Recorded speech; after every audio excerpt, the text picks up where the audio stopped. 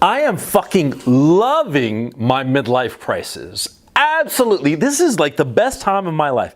Midlife crisis, I mean, I highly recommend it.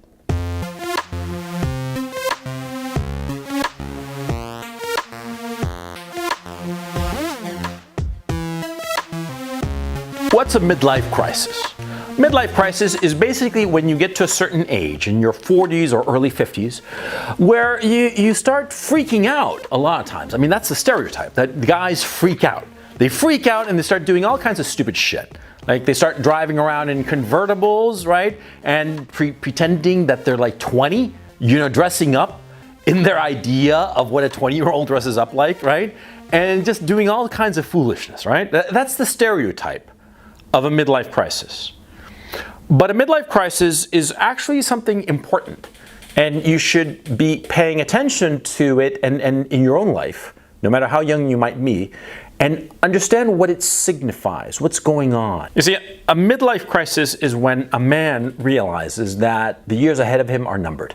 There aren't that many more years ahead of him. Yeah, I'm 51, and I can reasonably expect that there's going to be like another 20 years. Of like being effective, of being able to get what I want. Now, 20 years might sound like a lot when you listening to me are, say, 25 or 30 maybe even. But for me, a man of 51, I look back at when I was 31, and that was like fucking yesterday. Yeah, it just went by just like that. Yeah, and so I start getting a little tense, inevitably, because I realize that the time I have left ahead of me is rather short.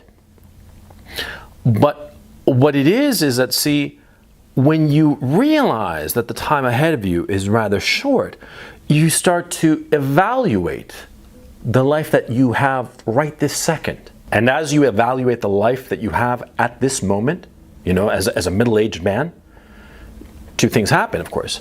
Either you are satisfied with your life or you are supremely unsatisfied with where you are in your life. When you're satisfied, you get me. I mean, I'm happy as a clam. The money situation is good. The domestic situation is good. Health situation seems to be okay. Yeah, in general, things are fucking aces. And so I'm having a great time.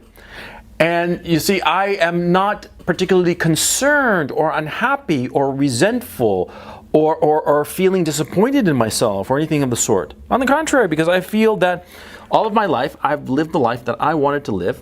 I did the things that I wanted to do whenever I wanted to do them. And now at this, this midlife crisis, if you will, the one thing that I am doing that I had sort of like denied myself in the past is motorcycling. I've gotten a couple of motorcycles and I'm planning on getting more. I want to do more motorcycle touring and shit like that. But of the things that I have not done in my life, that's the only thing I kind of regret. And it's not that big of a deal. It's just fucking motorcycling. You know what I mean? Yeah, but the guys who really freak out when they hit the midlife crisis, or when they have a midlife crisis, are the guys who all through their 20s and 30s and 40s, they denied themselves. They didn't do those things that they wanted to do.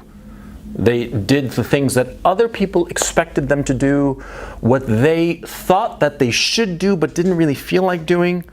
In other words, when a guy hits 50, hits this midlife crisis, starts freaking out, and starts doing all kinds of foolishness, it's because the man has not been living the life that he wanted to lead.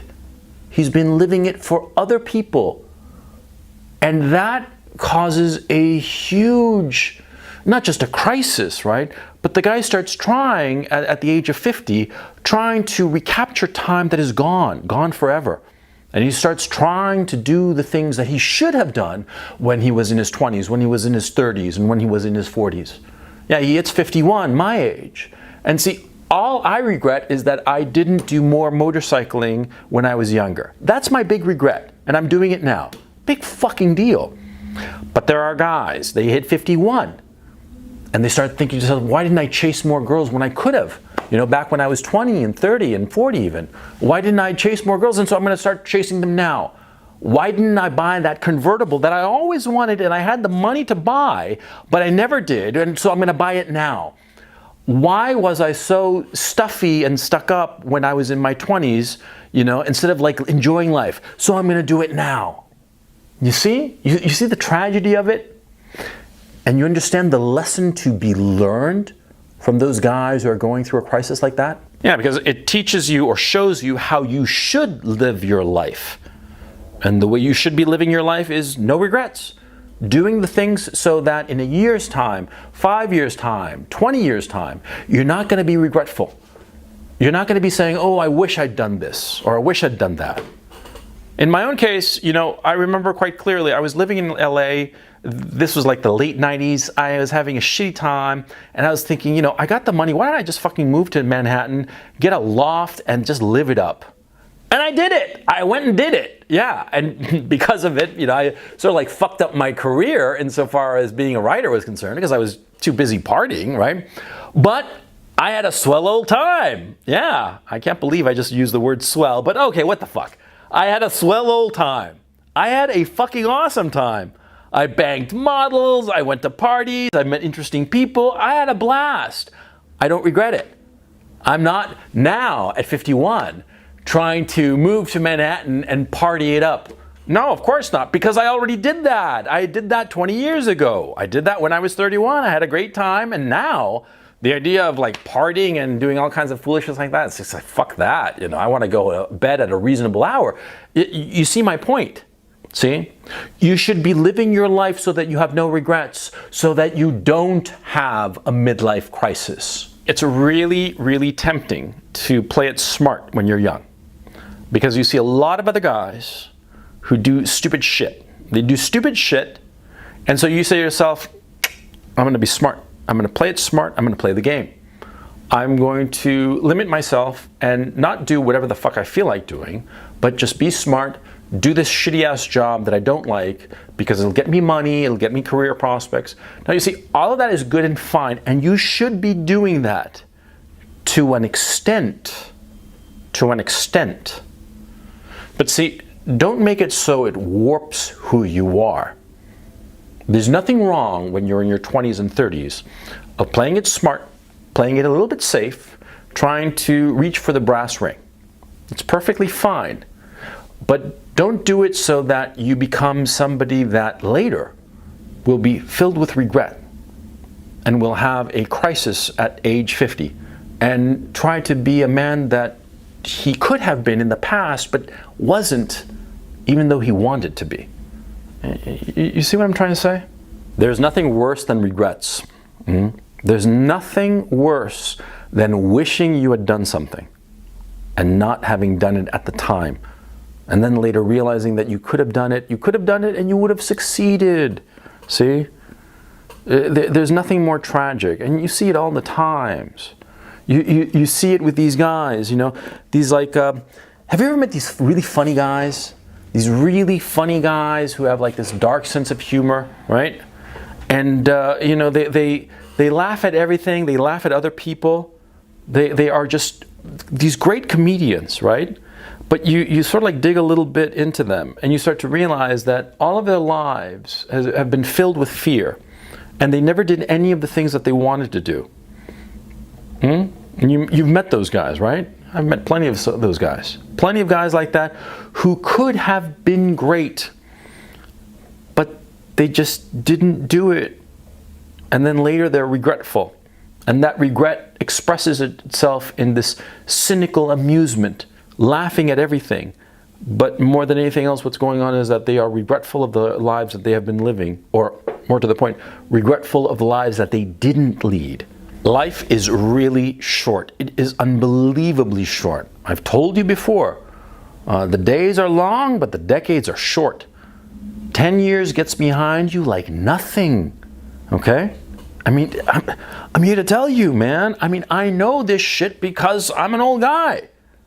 And I'm telling you, 10 years, 20 years, 30 years, it goes by like that. And it's gone and it's never coming back. And so, whenever you have the opportunity to do something that you really want, do it. Now, I'm not talking about like, when you really want to have a drink or you really want to do a line of Coke or some shit like that. No, I'm talking about something that's productive, when you really want to do something productive, when you really see a beautiful woman and you want to go up and talk to her, when you see a business opportunity that you really want to participate in, when you see the chance of moving to a new city and starting over, starting a new life, or moving to a different country to experience a different reality. I'm telling you, man, take those chances. Take those chances and don't become this old fart of 51 who's having a complete fucking meltdown, a complete breakdown, is acting like a fucking retard because of regret. You have no idea how thankful I am. Because my midlife crisis that I'm enjoying so thoroughly, right? Yeah, there are a few things I'm doing that I didn't do when I was younger, that I should have done. The motorcycling is one thing, and a few other things, but they're all trivial. They're all trivial. All the important things, I did them. And I don't regret them. No, on the contrary. And sometimes I succeeded and sometimes I failed. But see, whether I succeeded or not doesn't really matter because, see, I know what happened when I took those chances and I did those things. Sometimes they worked out and sometimes they didn't. I gave it my best shot in the different things, and sometimes the success came my way and sometimes it was just failure, but I know there's no regret. There's no wondering, oh, what if? There's none of that. And that's how you should live.